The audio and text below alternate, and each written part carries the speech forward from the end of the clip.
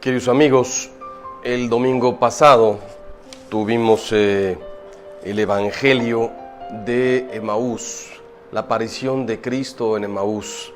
Y le comentaba yo a muchos de ustedes, algo que voy a repetir porque no todos lo escucharon, que hay un detalle en ese Evangelio que es muy interesante. Por lo general, cuando se lee ese Evangelio, la gente comenta, lo reconocieron en la fracción del pan, que muchos lo ven como la primera Eucaristía de Jesús resucitado.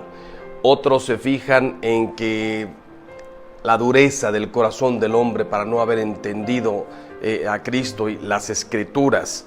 Otros se fijan en cómo la noticia de la resurrección hace que los 12 discípulos salgan corriendo en ese momento hasta Jerusalén desde Emaús a dar la noticia por la emoción. Cristo resucitó, esto no puede esperar hasta mañana. En este momento se levantaron y salieron corriendo. Total que hay tantos detalles hermosos en ese Evangelio que mucha gente no se fija en algo espectacular. ¿Qué es? Se les aparece Jesús a los discípulos y en lugar de mostrarles inmediatamente que era Jesús, enseñándoles las manos, el costado abierto, no les hace un milagro, no les recuerda su vida, no les dice, hombre, hace 10 días caminé sobre las aguas, hace un año, ¿te acuerdas cuando multipliqué los panes y los peces? No les dijo nada de eso. Les fue explicando las Escrituras. El mismo Jesús en lo primero que se apoya en las Escrituras, y comenzando por los profetas y todo lo que hablaba del Mesías, lo fue recorriendo con ellos. Total que cuando en la cena, en la fracción del pan, lo reconocen, él se levanta, se va y dicen ellos, ¿no ardía nuestro corazón cuando nos explicaba las Escrituras? ¿Qué quisiera yo hoy comentar con ustedes? La importancia de la Escritura, pero fíjense bien, a la Escritura te puedes acercar de dos maneras. Como un estudioso, como un erudito, buscando qué es verdad, qué no es verdad, qué es un cuento, qué es una alegoría, qué es una fábula, qué es una anécdota, qué es... incluso te puedes acercar buscando verdades históricas, geográficas, geológicas, y la Biblia no se dedica a eso. La Biblia trata de salvación. La palabra de Dios es viva y eficaz y solamente habla de la salvación. En lo demás, por ejemplo, antes se creía que el mundo tenía como 4,000 años. ¿Por qué? Pues es más o menos del tiempo de Adán y Eva. Más echando números, pues mira, sabemos cuándo es Abraham, ahí más o menos hay fechas precisas, ya pues un poco más atrás, hace 2,000 años Cristo, 2,000 años para atrás, 1,000 años para atrás David, 800 años para atrás Abraham, y un poco más atrás, pues el mundo tiene 4,000 años. Hoy sabemos que el mundo tiene miles y miles de años, no podemos calcular cuántos. Hay quien dice que millones. Entonces la Biblia se equivoca. La Biblia dice, el sol se puso. Hoy sabemos que el sol no se pone en ninguna parte. El sol gira alrededor de la tierra. Hoy sabemos que es exactamente al revés. La Biblia no contiene verdades históricas, geográficas, geológicas. Noé se metió al arca con una pareja de cada uno de los animales. Sí, metió osos polares, oso grizzly, oso pardo, oso hormiguero, tigre de Bengala, tigre blanco, tigre rayado, metió todos los tipos de perros. ¿De dónde? Llovió sobre toda la tierra. No puede llover sobre toda la tierra. Hoy sabemos que llovió sobre la tierra que conocía Noé. ¿Y cuántos animales metió? Cabras, vacas, algún perro. A los demás no se vieron afectados por el diluvio. El diluvio fue regional. Y así tantas cosas podríamos hablar. Por tanto, se dice Matusalén que tenía 900 años. ¿Realmente Matusalén vivió 900 años o era la manera en que contaban antes los días? Todo esto para decirte, la Biblia solamente posee verdades salvíficas. Entonces acércate a la Biblia, no para estudiar, sí, también estúdiala, también es bonito estudiarla, pero sobre todo acércate a la Biblia para rezarla, para meditarla y sobre todo para conocer a Jesús. La palabra de Dios es importantísima, es viva y eficaz, produce lo que significa y da lo que promete. Qué impresionante, dice Jesús: cielo y tierra pasarán, mis palabras no pasarán. ¿Y cuáles son sus palabras? El Evangelio. Preguntota, ¿lo conoces? ¿Lo conoces? ¿Qué significa que es viva y eficaz y que mis palabras no pasarán? Jesús las dijo hace 2000 años y todavía tienen toda su validez. Tan es así que a veces hay gente que nos dice: Padre, lo que dijo usted el otro día, leyendo el Evangelio, haga de cuenta que me lo dijo a mí. Jesús te está hablando. Es viva y eficaz y está transformando completamente tu vida. Cuidado, no te acerques a la Biblia con el fundamentalismo de las sectas. Mormones, testigos de Jehová, a veces los cristianos, pero desde luego las sectas. ¡Qué tremendo! No puedes donar sangre porque dice la Biblia que la vida está en la sangre. Hombre, eso ya está todo superado. Curiosamente, los mormones aceptaron, como David, como Salomón, varias mujeres, hasta que después, por motivos de enfermedades, corrigieron toda su teoría y su doctrina. Pero como en la Biblia hay poligamia, mira, se vale la poligamia. Qué curioso que de algunas cosas se agarran y de otras no. Eso, en lugar de comprender la Biblia, eso se llama fundamentalismo. ¿Qué dice?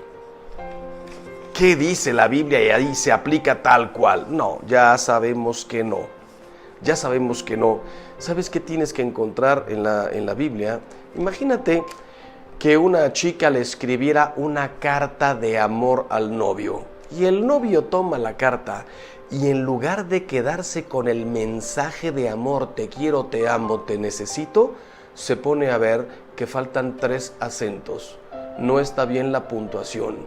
Puso un signo de interrogación solamente al final de la frase y no al inicio. Lo mismo uno de admiración. En un te amo le puso 4 signos de admiración cuando nada más bastaba con uno. No usó bien las mayúsculas. Dirías, ¡qué estupidez!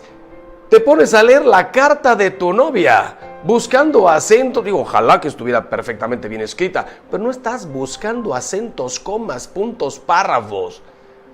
Estás leyendo cómo te ama tu novia, o tu esposa, o tu esposo. ¿Qué pasa con la Biblia? No te fijes si dice que Matusalén tenía 900 años. Fíjate el porqué de Matusalén.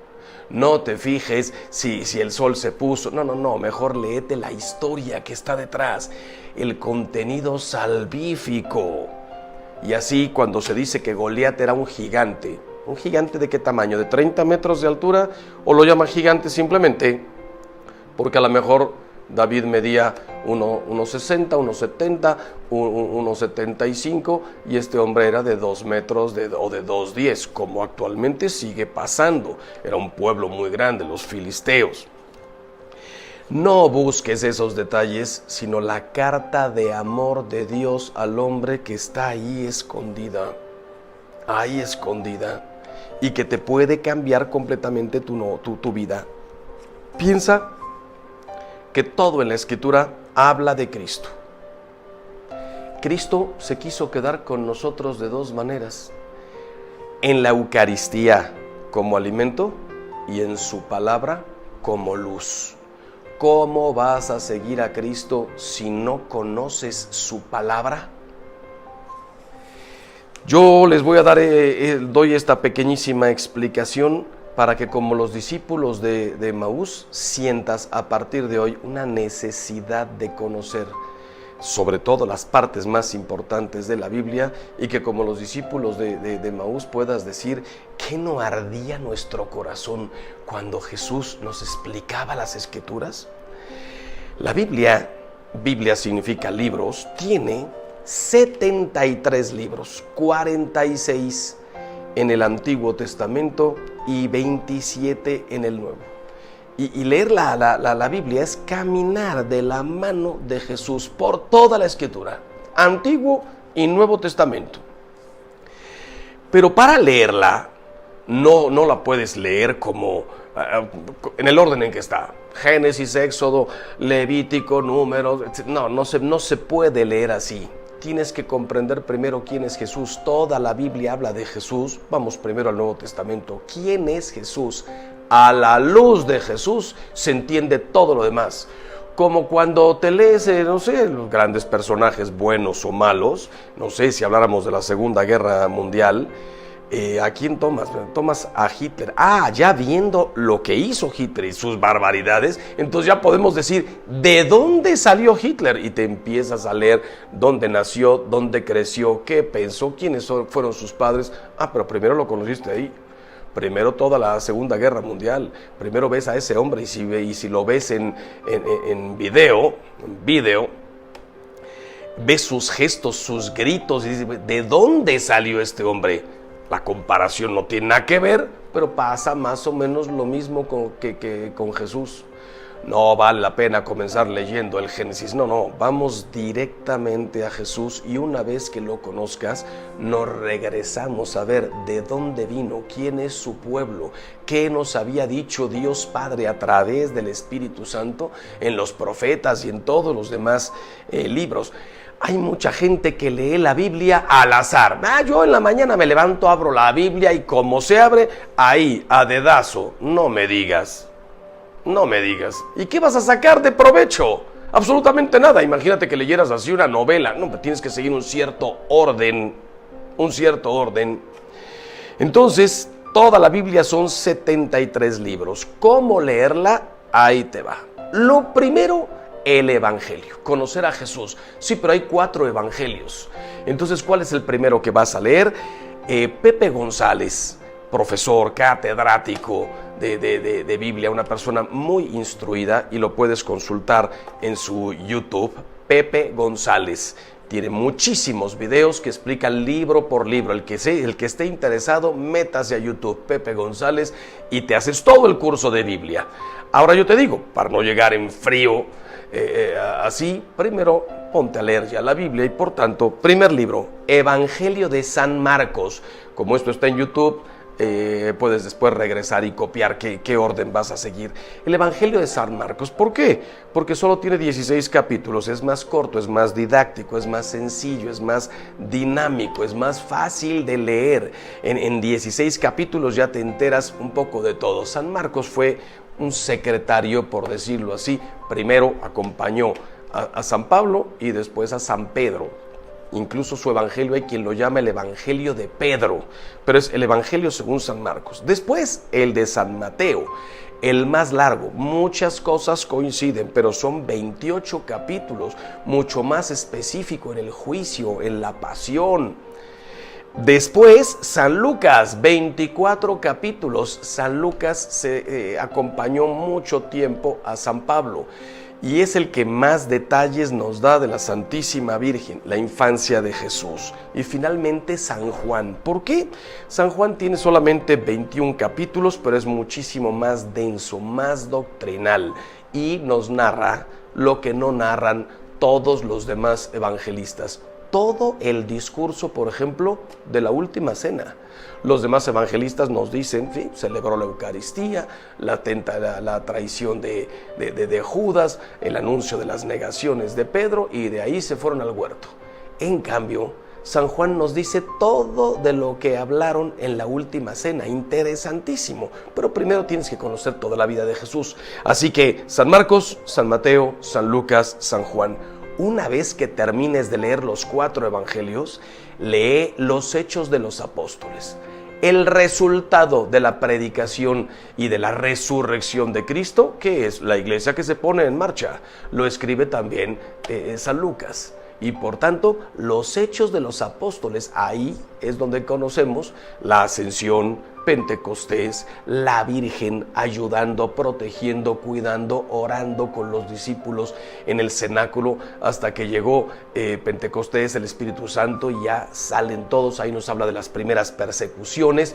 Los primeros capítulos hablan un poco de todos los apóstoles, y de pronto, como Lucas siguió a San Pablo, ya se centra mucho en San Pablo y en la fundación de todas las iglesias en aquel tiempo de Asia.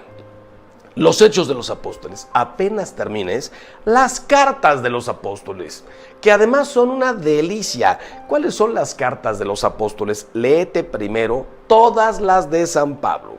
A los romanos, a los corintios, 2 cartas, a los gálatas, a los efesios, filipenses, iglesias que él iba fundando. Te van a ayudar a conocer muchísimo a Cristo. ¿Por qué? Porque ya te leíste los 4 evangelios. Los Hechos de los Apóstoles hablan de los apóstoles, pero todo en referencia a Cristo. Después, las cartas de San Pablo, ¿qué son? Explicar el misterio de Cristo y aplicarlo a la vida. Interesantísimas. Primera carta a los tesalonicenses, segunda tesalonicenses, después cartas brevísimas, primera Timoteo, segunda Timoteo. Ahí te vas a encontrar las frases más hermosas de San Pablo. Todo lo tengo por basura con tal de alcanzar a Cristo. Para mí vivir es Cristo. Lo demás, la muerte, una ganancia. Le dice en las cartas a quien les va escribiendo sus experiencias. Tiene una narrativa: llegué a Filipos, llegué a Éfeso, cuánto tiempo estuve, prediqué aquí y allá. Datos interesantes. ¿Sabías tú, por ejemplo, que a San Pablo en la isla de Malta, buscando ramas para hacer el fuego, lo mordió una serpiente? Y ocurrió un milagro, no se murió, una serpiente venenosa. Todos se pusieron a gritar. Sale también, por ejemplo, San Pablo. Un día estaba dando un discurso en una casa y se ve que a lo mejor se alargó un poco y una persona, un muchacho, se quedó dormido en la ventana del segundo piso, se cayó y se mató. Eso no lo leen los domingos en misa. Y San Pablo bajó y lo resucitó. Así que Cristo, no solamente Cristo resucitó gente, sino que también los apóstoles comenzaron a hacer milagros del tamaño más o menos de los de Cristo, con el poder de Cristo. Todo eso está en los Hechos de los Apóstoles y en las cartas de San Pablo. Primera de Tito, de Timoteo, segunda Timoteo, carta a Tito, carta a Filemón. En una de estas cartas dice algo precioso: he llegado al final de mi vida, he luchado bien mi combate, he corrido hasta la meta, he mantenido la fe. Ahora me aguarda la corona que el Señor juez justo sabrá darme. Terminas esas cartas, primero las de San Pablo, y sigues con la carta de Santiago, 2 cartas de San Pedro, 3 de San Juan. La primera es preciosa, enseñándonos el misterio de Cristo y centrada completamente en el amor. Y una carta de San Judas Tadeo. Digo centrada en el amor. ¿Sabías que dijo San Agustín?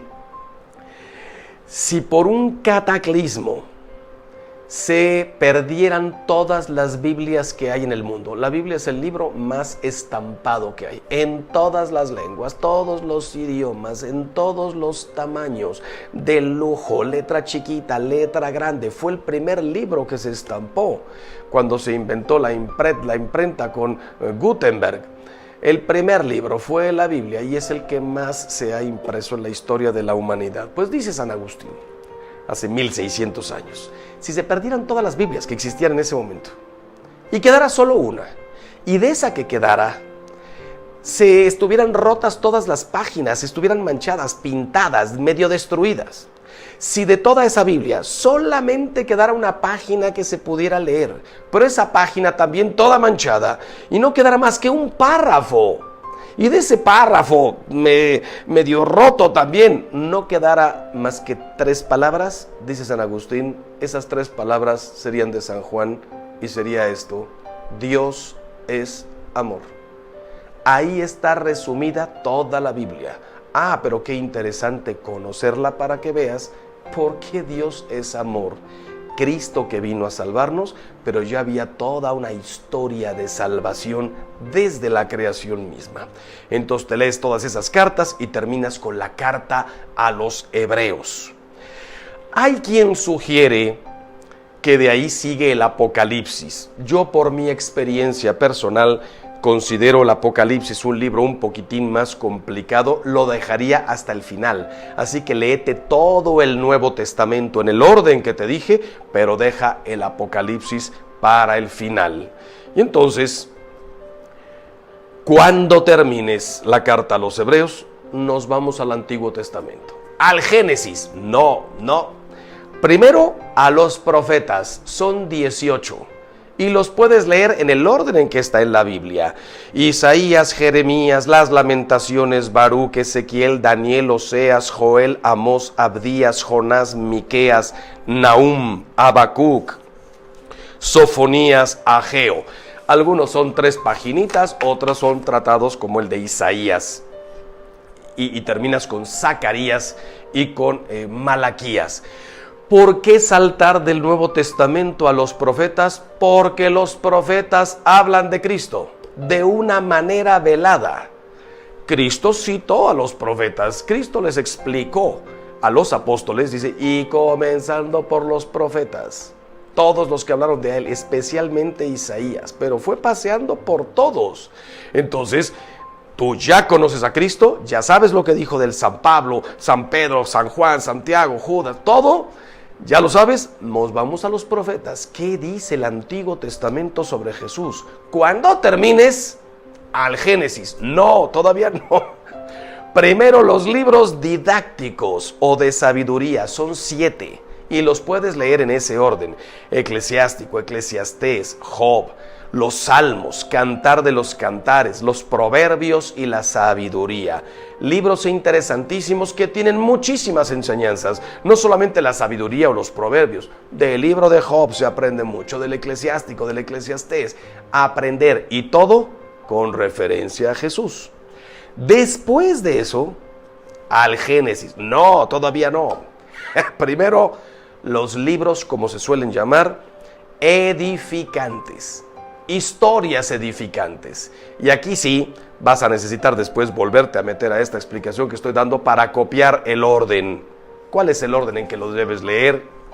Josué, Ruth, primero de Samuel, segundo de Samuel, primero de Reyes, segundo Reyes, primero Crónicas, segundo Crónicas, Esdras, Nehemías, Tobías, Judith, Esther, primero Macabeos y segundo Macabeos.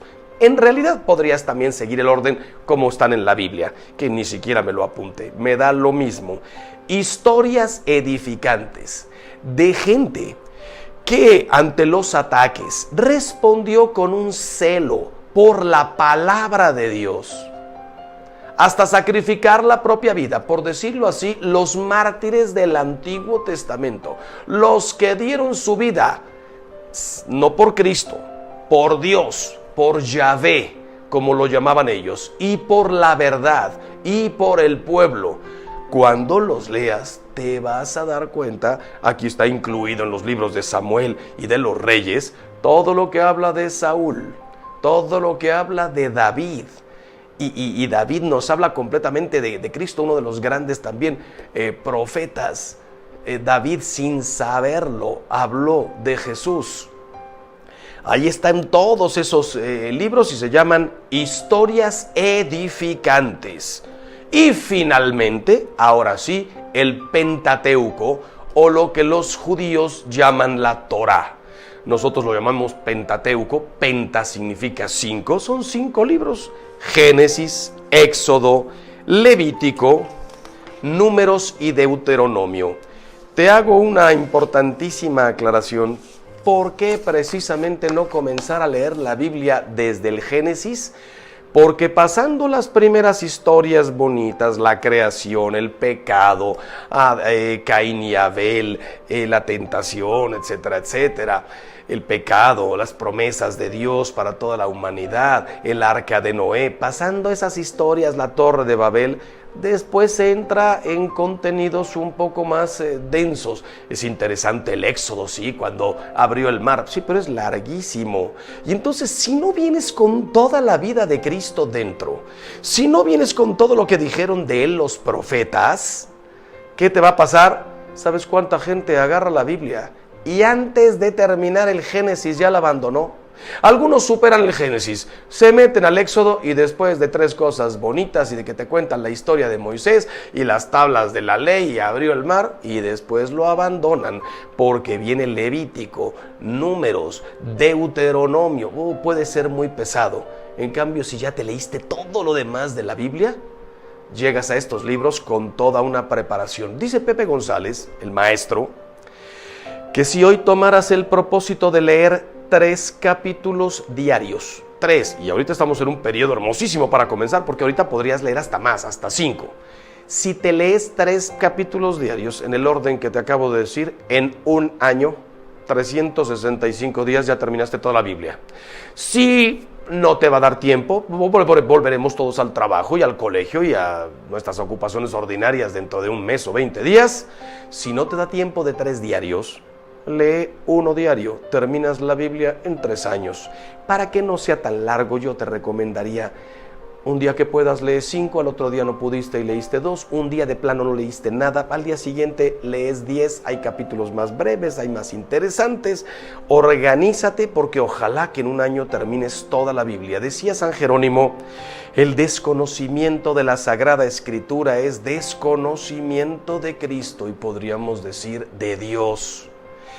Pero además, leer la Biblia te ayuda muchísimo después en tu relación con Dios, en tu meditación, en tu oración. Termina Pepe González sugiriendo, con palabras de toda la historia de la iglesia, leer la Biblia nos tiene que llevar de la lectura a la meditación, a la oración y a la contemplación. Pero esto ya el que quiera lo puede profundizar leyendo al mismo Pepe, escuchando al mismo Pepe González. Yo nomás te digo, leer la Biblia por leerla, leerla por decir ya la leí, leerla para palomear, leerla para enterarte, no sirve para nada. El Evangelio se lee para meditarlo, para orarlo, para contemplarlo. Lo que dice Jesús te debe llevar a hacer una meditación, a cuestionarte. Ya lo leí. Ahora, lo que leí está de acuerdo con mi vida, o más bien mi vida está de acuerdo con lo que acabo de leer. Cuestiónate, hazte preguntas, métete al texto. ¿Qué me está pidiendo nuestro Señor en el Evangelio? O en un pasaje de los Macabeos, o del Génesis, o en la vida del rey David, cuando el rey David manda matar a uno de sus principales soldados para quedarse con su mujer, y parece que todo le salió bien. Mata a este personaje y manda llamar a Betsabé y se queda con ella y está embarazada y ya la hice, final feliz. No, se le aparece el profeta Natán y le cuenta: un hombre tenía muchos ganado, etcétera, y era rico. Pasó por ahí un pobre y como tenía un huésped en su casa, el tío el rico, le quitó la única oveja que tenía al pobre que vivía por ahí para ofrecérsela en banquete a su huésped. David, cuando oyó esto, pegó un manotazo en el escritorio y dijo: por mi vida que ese hombre debe morir, pagará 4 veces lo que ha hecho. Y le dice el profeta Natán: ese hombre eres tú.